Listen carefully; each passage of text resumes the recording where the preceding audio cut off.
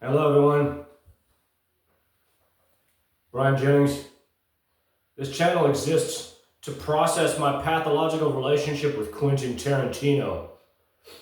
I wrote him a series of letters in 2023 and 2024 about playing the lead in the movie Critic, which set into motion a chain of events that led to where we are now.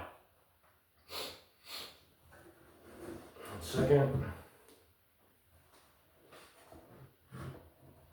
So I've written a novel of my experiences. It's a novelization of my experiences with Quentin Tarantino on the psychic frontier, right? Quentin Tarantino is a powerful psychic clairvoyant who remote views people. He's a psychic voyeur, right? He jumps into the mind of the actors in his films. That's what he does, right? And so, right, after I wrote him, really it was 12 letters, but he only accepted 10. And then he announced that Brad Pitt was reuniting with him, or the press announced that Brad Pitt was reuniting with him, and he stopped accepting my mail. I thought, this guy thinks I'm an asshole. This guy thinks that, oh, he's so fucking cool that he can say nothing, that I can write 50 pages to him, 60 fucking pages to him, and he can say nothing, and that's appropriate, right? So I went off. I wrote a 7,000 word essay, right? And then started reviewing movies in protest, hashtag boycott the movie critic, right? You go to my Substack now, there's one review of The Cabinet of Dr. Caligari, right? And so it's a taste, right? I would love to review movies every day, but it's hard to write now as a result of this thing, right? But after I tweeted my 4,500 word review of Gone with the Wind directly to his Twitter, @QTarantino tweet, with the gun to his head, right? Because he's a sick, dangerous man, he canceled the film the following day. I am the reason he canceled the film. There's not a different reason. There is no other reason that he canceled the film, right? So he set me up, right, using his psychic remote viewing prowess, right, to interview him about cinema speculation at De Niro Con, a screening of Jackie Brown last year. Right? That's a $500 ticket, right? Right? And so when I came prepared, I had 10 questions about cinema speculation, right? One of the last things he talks about is the guy that he spent a lot of time with in his youth, how he had a Western epic and he wanted to cast an unknown, right? So that was my last question, right? Would you trust him if you were the producer of his film to cast an unknown, right? But right, I had a letter inside of the book, right? And again, this is all bullshit, right? Like if you're interested in like bullshit mind games, bullshit telepathy, then I'm just bitching, and that's fine, and this channel ain't for you, right? But right, he wanted to play the mind game, right? So I played too, right? I had a letter in his copy of Cinema Speculation, which is behind order in space right now, right? I wrote him as soon as he canceled the film, refused at the door, right? I wrote him the week before the Tribeca Film Festival, refused at the door, right? He didn't want to say anything practically to me, right? And so when he signed it, I pushed my letter all the way up to his face. He stuck his nose up at me, and he turned his back on me. And so I took his direction and followed his lead, turned my back on him and left, right? He had been playing his fucked up mind games for 3 months, not for a week, not for 4 hours, right? And I wanted something from him. He wants something from me, I want something from him. Fame's bullshit, right? So my criticism for myself, right, is that, you know, my mother needs my help. You know, that she's just out of frame, she's helping me right now. And so in that way, right, he doesn't actually control my mind if I had just barked like a dog, right? But in that moment, I was proud.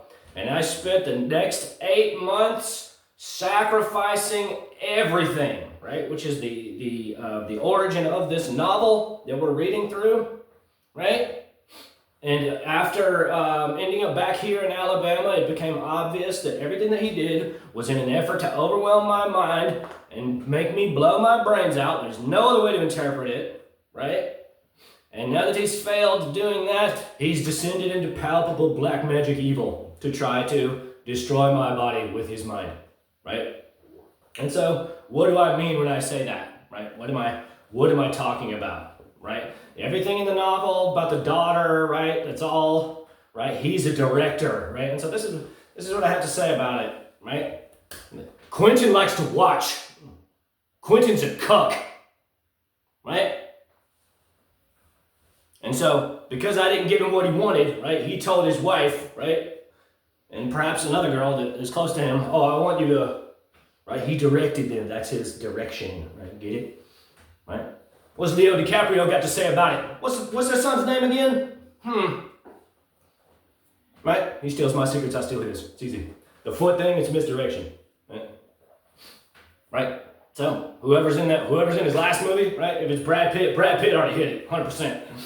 Daniela, so fine, so pretty, so delicate, right? Right? Timothy Chalamet, right? Austin Butler, right? Maybe Austin fucked her. He was on Once Upon a Time in Hollywood, right?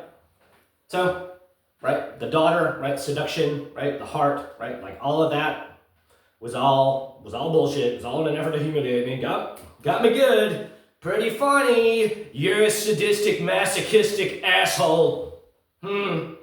So cool, Hollywood legend, right? And then when he failed to do that, I had the thought, right? Oh, what else is he prepared to do to put me in the ground, right? And so he stole my wisdom, and now he's been laughing his ass off, doing really disgusting, base things that if I did to him, he would send people to murder me because it's really, really evil. Right? It's just the most evil thing that anyone can do, and that's why I've written the Pope. Right?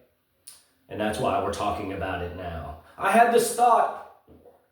I know this is going on longer than I usually do for my in terms of beginning to read, but it doesn't matter.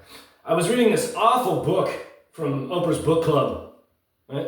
While I was in the hospital, right? Because Quentin compelled me to hospitalization perhaps a month ago, 2 weeks ago. By being evil. That's all. Just by being evil, right? He could suck his wife's feet, but he'd rather be evil.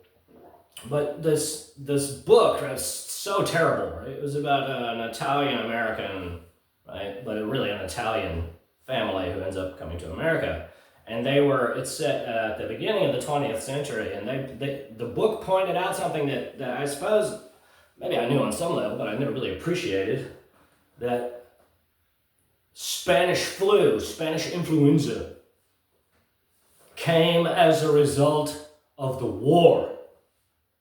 World War I, right? Spanish flu was 1918, right? And so that illness killed like 4 times more people than the war. It killed 50 million people, right?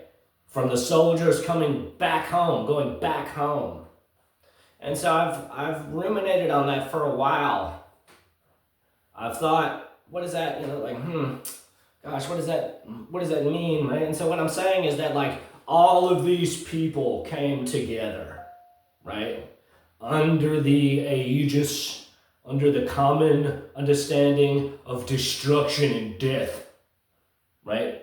That all of these millions of men, right, collapsed, right, onto this theater of blood, theater of gore, right? And boom, did it for 4 years, not for 6 months, right? Constantly, right? And so what I'm saying is that God works in mysterious ways, doesn't he? Right? That all of these people came together and they're like making mustard gas bombs and just doing nasty things, just hideous, ugly, evil things, devoid of God, devoid of love, right? And so what does that have to do with what's occurring here? Well, though it's a microcosm, not a macrocosm, we're in a similar condition now, aren't we? Right? That Quentin, right? Quentin has besought my mind, right, to compel me to madness, and he has a small cabal of people that are all aware of everything that he's been doing, right? And they insulate and protect his evil, right? And so now it's a political. It's exploded, right? Because he's getting a Lifetime Achievement Award at the Burbank International Film Festival at the end of September, right? So the mayor of Burbank, right, the mayor of El Segundo, both of these people want to say that Quentin Tarantino's cool, right? They want to say, oh, he's a great guy, right? And so that's, right? So that we're all caught up. And what I'll say, the last thing that I'll say, right? But beyond that, he's not cool, he's a degenerate, evil man, right? And I'm gonna remind all of them every fucking day, right? Until this finds an amicable resolution, right? But the last thing that I'll say about it is that now I feel like he is thinking, oh, the joke's over. The joke's over. It's not, right? Like that this isn't, right? Because now everyone at that film festival already, right? The guy who's interviewing him, Scott Feinberg, they're all looking at him in a different light, right? That they're all saying, what is this guy? Like, what is going on, right? Which again, I'm not clever enough, right? No one in a state of madness can conjure 130,000 words of a novel. It doesn't work that way, right? So in the spirit of that awareness, I'll pick up where I left off.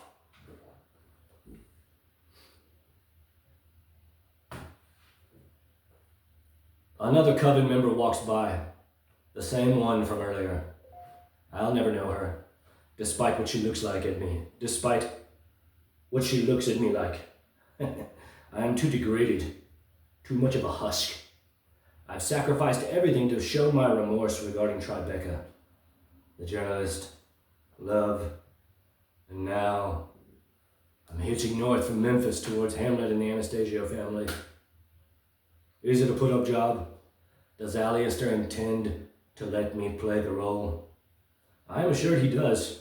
And true, this thing that's between us, this dead elephant, this mountain of necrotic flesh, psychological inherent vice, is so completely fucked. I agree time is best. I would not have come and spent all of my money if I didn't believe it was true. All these words, all these letters, 1,000,000 fucking words, 100,000,000 letters, my heart, my innocence, my relationships, my possessions, my sanity, all for nothing.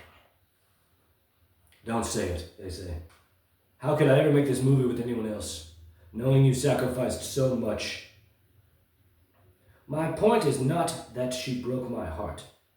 It's that she stole via occultism my secrets, which she, once we knew my fear was unfounded, alleged that she forgave me for cursing her and was in love with me, and then, only then, concerned herself with driving me into a passionate toil, pure manipulation, bombarded my psyche with hollow protestations of love, and poisoned her body with another man's baby after I requited her love part and parcel, measure for measure.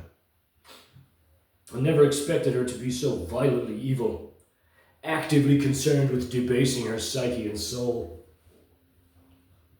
I slept in agony on curved couch cushions on a dank corner of Cesar Chavez Way, close to Union Station. My legs are in perpetual cramp.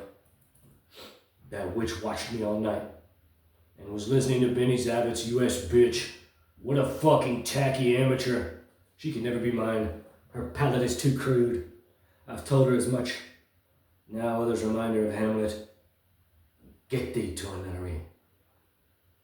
In my rhapsody, in our communion, I decry to whomever is listening that you, Willow, offer nothing of value. You are negative credit. What exactly do you do? I ask, to which a silence pervades for a moment before her father says, she digs around in people's heads and fucks guys. What a life. What a hollow, pointless exercise in tedium. What is the line from Hamlet? This is the imposthume of much wealth and peace. I feel Alistair's guilt just radiating and I cry. A lot. He knows. I trusted him, not her. And he also knows I would waste away to nothing. Q says my mind is too advanced. And as soon as the violation occurred, I've been raging with honesty. She is not wrong. The first time, Tribeca, I didn't listen or was stubborn. I let the devil beguile me.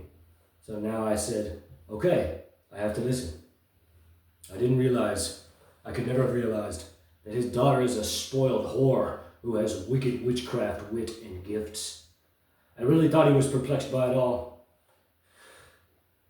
That he knew a psychic and utilized her employ to reveal these secrets. Now I understand they're all psychics. We are all psychics. They're talking about me, about the why of it all. Willow has no answer. She does nothing redeemable, so it seems, save take good care of her body, her likely flawless body.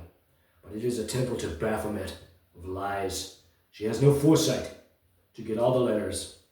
So fucking tacky. To have the coolest fucking father that I admire so much, with the only flawless filmography start to finish, as I am the journalist, and therefore the last film is also flawless. And for her to be the complete opposite is so peculiar. And I know he's a loving father because, like me, he was raised by a single mother, by his own coven of witches. It's too perfect. Alistair raised in his sitcom apartment with 3 hot pieces, and now his hot piece daughter, the primary progenitor of a different coven. What a fucking mess. Pointless. I can't stop crying. I'm told none of us can. All I see is evil. I'm told I'm going to play Hamlet, that I need to try to see the good, but it is hard to see anything beyond tears. I heard my father. Methinks I hear my father. I didn't know who it was. I believe Annabella informed me of his identity, and the fact that he can't hear me. I guess someone told him I was coming. I'm told by Alistair that he knows I'd never be happy there. And when Clay and the band replied, he knew that Clay was the one to ask for reprieve. And so, to Hamlet, and I come back after some time has passed. I found the Flicks bus lot across the street from Union Station, and awoke from a restless nap, fueled by psychic connection, to don the pen once more. That the novel, Clay tells me, is how I make it right. It reminds me that all is well, that this thing is just too ugly and I have to put distance, spiritually and physically, between me and it. Alistair also feels great shame, because he knows I trusted him, and he is appalled by her behavior. He alleges he never would have assumed she would choose being a haphazard whore over loving and being loved by me. I was thinking of Hazel earlier, and I said, I don't want you to run from me forever, to which Willow quips, Who are you talking to? To which I replied, Anyone but you. You can run all the way to hell, where you belong. I curse you! And that sent the tears flying again, with Alistair assuring me that everything is fine. Everyone assures me it's real. Q continues sternly reminding me how I need to be ready, though she knows I am. Hamlet excites me, it always has. And Clay tells me and the band, which means so much to me, are the glue that will bring me and Alistair together. And now it has taken on another 5-act structure. The first running through the cancelling of the film, the second through Tribeca, the third through the announcement of Hamlet, the fourth being the shooting of the film, the last being the final hurrah next New Year's Eve when we celebrate Alistair with Clown, debut the trailer, and announce me during Seen It Again. Epic and celestial, it is perfect, ultimate. We all see it, and when I close my eyes, I am plagued by visions and voices, and when I open them, I see nothing. I could write a lot about it, the show, and once I'm working on Hamlet, I'll watch the movies and consider it further. Tacky. Just pure tack. She offers nothing, save the abomination growing in her womb, which might yield a cyclops or genetic deficiency as a result of the exponential relay of my rage compounded upon her malice, manipulation, and evil. A recipe for Down syndrome, if ever there was one. And still I want to forgive her and love her. To the world, her body is monument to sin. In this, he, Alistair, has failed. Both parents. Hollywood swingers. Such bacchanalia debases everything, especially a developing fetus. These ideas are not new. They are espoused by all the spiritual masters of centuries past. That intention molds and mutates biology. And now I know definitively it is true. And at the very least, how can you love something made out of fear and spite? I'll cut to the chase. You never can. So it is a psychological mutation, a madness or insanity lingering through the quagmire evermore. And I know what she's thinking, that they all think. I justify all this suffering and that ugly, hideous bastard by writing. And she'll look to the novel when her guilt spirals.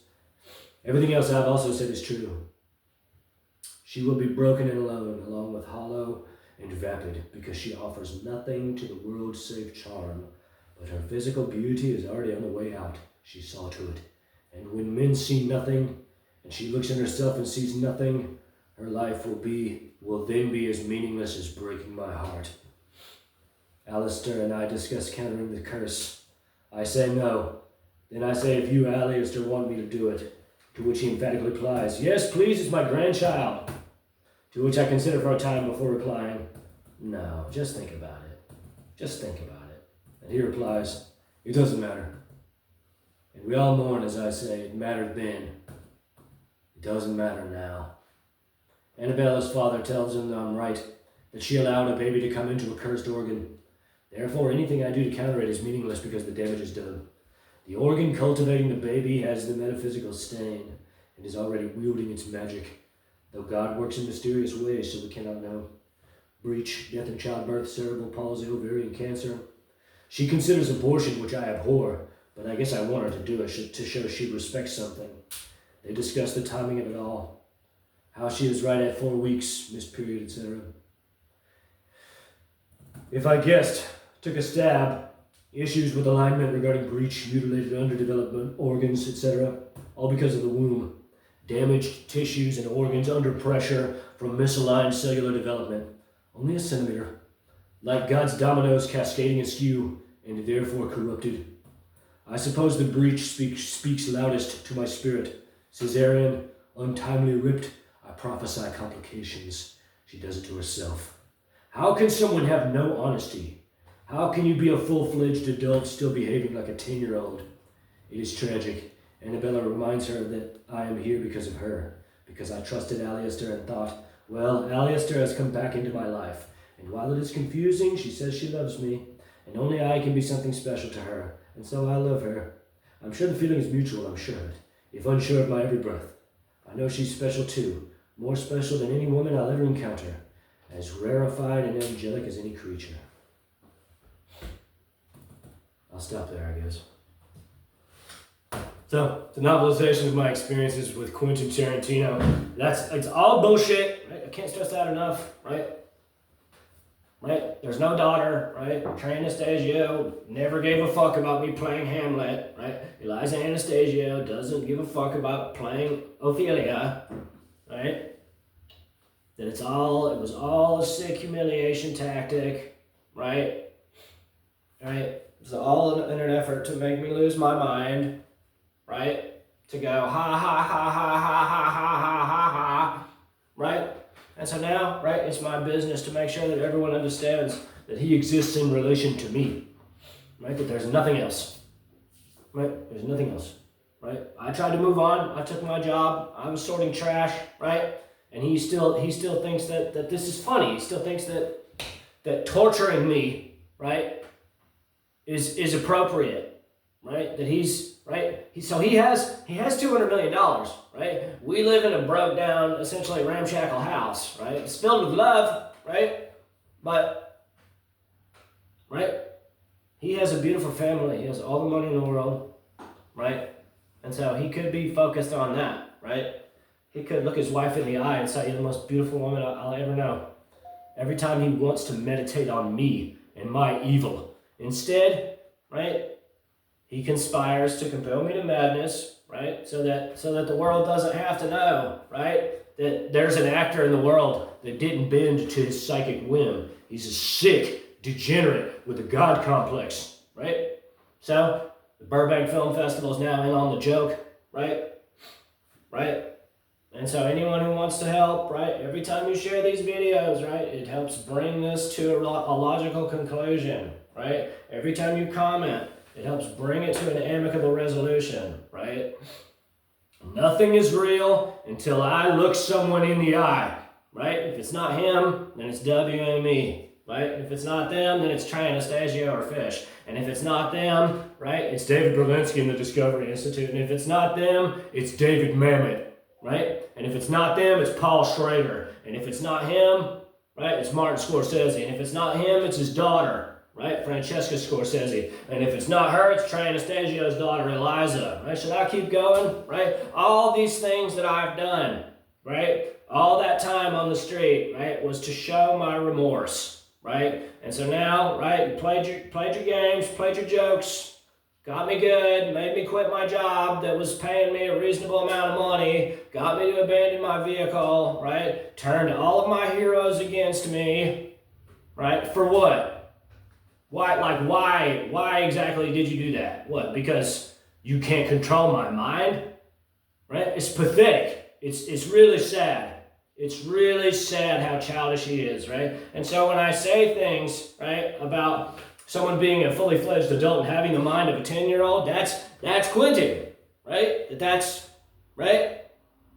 And so he directed the women in his life, right, to try to compel me, right, to touch myself, and he never really succeeded there, right? But he made me fall in love, right? Because my heart's always open, and I'm a trusting guy, right? So I didn't trust it, right? I didn't want to, right? I wanted to live in my fear, right? Even though I wasn't nervous at all, right? But Tribeca, that was my fault, right? Like that's not his fault, that's my fault, right? Like I made the choice, right? I opted out, I chose my side. Everything thereafter, right? What's occurring now, right? That's all Quentin, right? So I suppose I'll stop. This video's been quite long.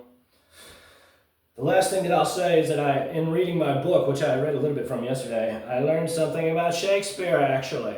That the Romans had this idea, it was called augury, right? And so that is the